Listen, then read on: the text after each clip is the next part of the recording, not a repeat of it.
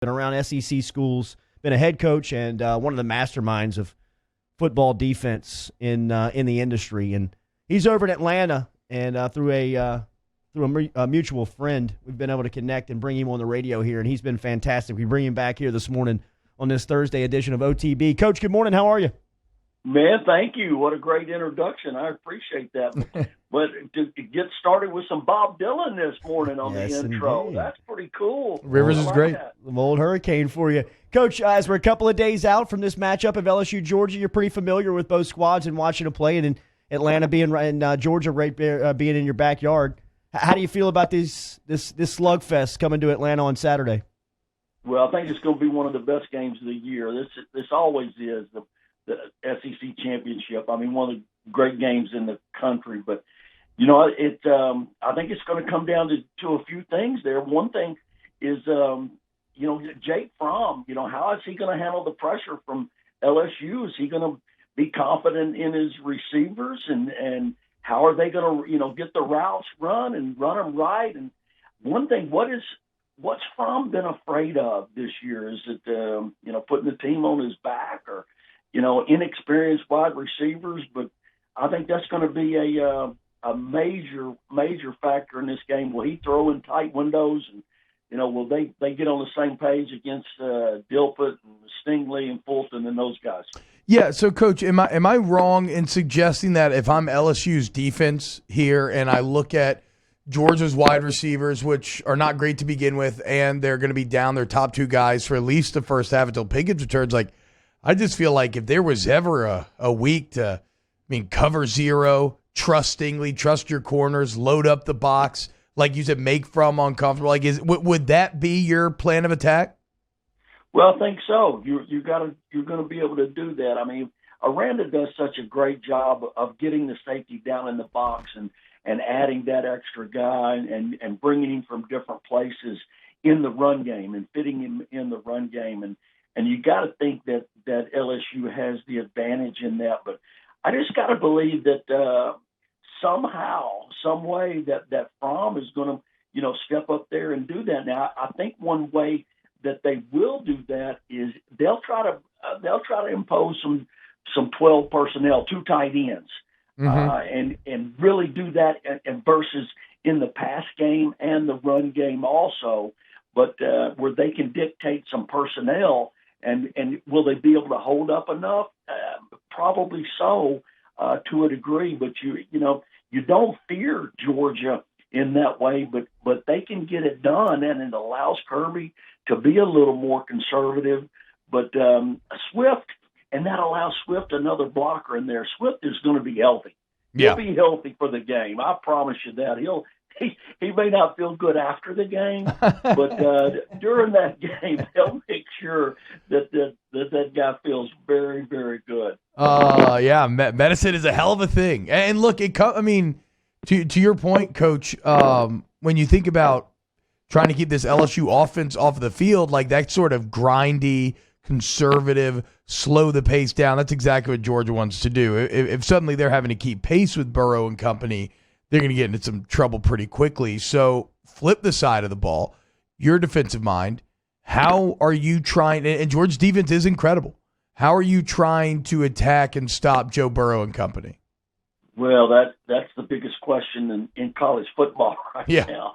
But Georgia plays a lot like, obviously with Kirby coming from Alabama, plays a lot like Alabama, and their D-line is very good. They're extremely disciplined.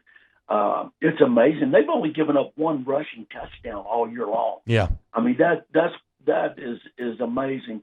But they play disciplined enough that in the run game and the passing game, that they'll keep him in the pocket. Where Burrow, to me, has been phenomenal is when he steps up and when he slides and he keeps his eyes down the field. Yep.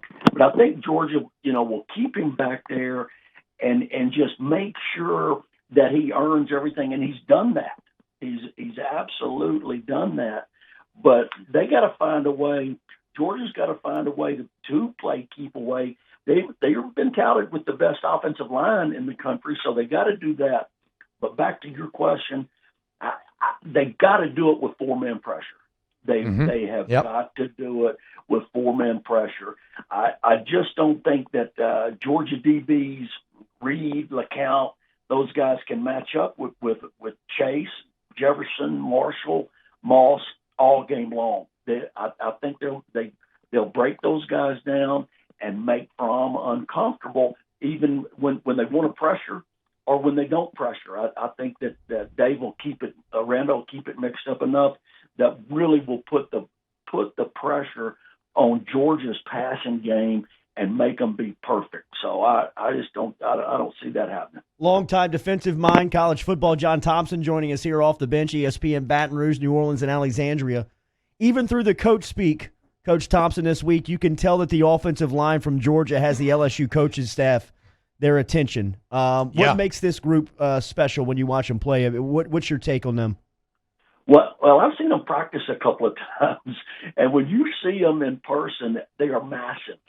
They are extremely, extremely big, and they're athletic. They move very, very well. They're not the thin athlete at all. They look like offensive linemen, but they can, and use your term, coach speak, they can impose their will. And I really think that's been an area this year that Georgia has been lacking, in that this offensive line has, as I said earlier, has been touted as the best in the country. Sam Pittman, their offensive line coach, has great accolades as being one of the best recruiters and the best offensive line coaches in the country.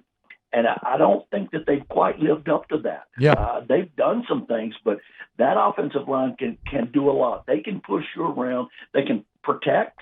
They're good protectors, but more than anything else, they can create a seam. And like we said, Swift, I think Swift may be, we can talk about Burrow and Fromm, and look, you can't overlook anything that Burrow has done. If you just mention him with somebody else, you're crazy, because he's at a different level than anybody in the country. No doubt.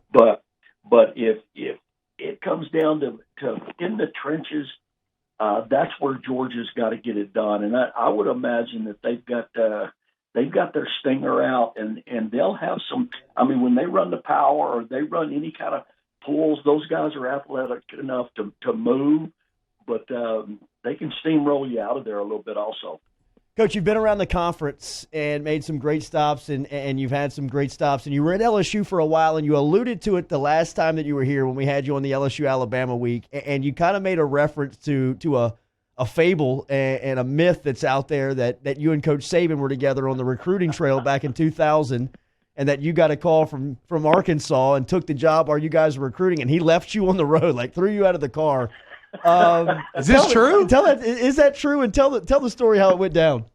No, that's 2 or 3 stories mixed in. Okay, good, good. Yeah, no, I didn't get the call while I was in the car with him. 2, we kind of got lost. We were in Marksville, and you guys have been in Marksville. Yeah. Avoyles Parish. That's hard to get lost in Marksville. It is. But we were driving up and down the road, and there was a guy from Alexandria who was actually driving the car at the time, and we were recruiting Chad Lavallee. Oh wow, and, big legend. Yeah, That's a big one. It was fun, and Coach Saban and I were in the car, and we go back and forth, and finally found Chad's house and go in, and it was all good. But Coach Saban was irritated at the driver, and he let the driver know how he felt about some of his questions after we got in there. And I was trying to crawl out of the window, man. It got ugly. But then a couple of weeks later, is when I did get the call from Arkansas, and it was, I look back on it, and it was different. And I asked when Houston Nutt called me and offered me the job, and I said, well, if you talk to Coach Saban and then are you going to call him? Nutt automatically said, no, you go ahead and call. So you do want the job, right? I had to call Coach Saban, and you know what? And if you look at it from the football world, I get it. LSU, Arkansas, I get it.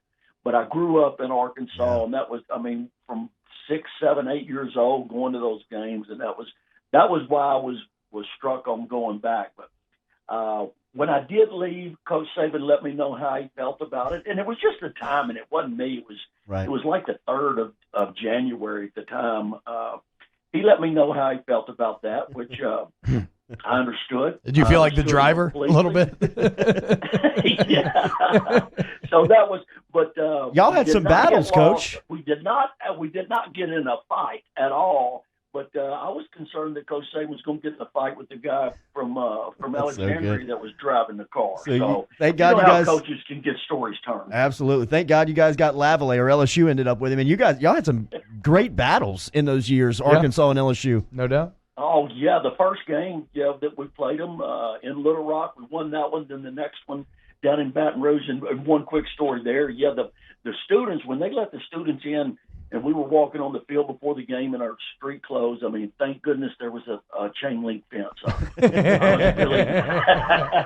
heard some words that I'd never heard before. But that was fun. Had some great battles with LSU.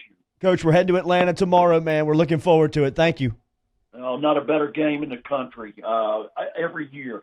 I really appreciate you guys having me on. You guys are a lot of fun. Thanks. Yes, sir. Thanks, there Coach. is Coach Yes, John Always Thompson. fun.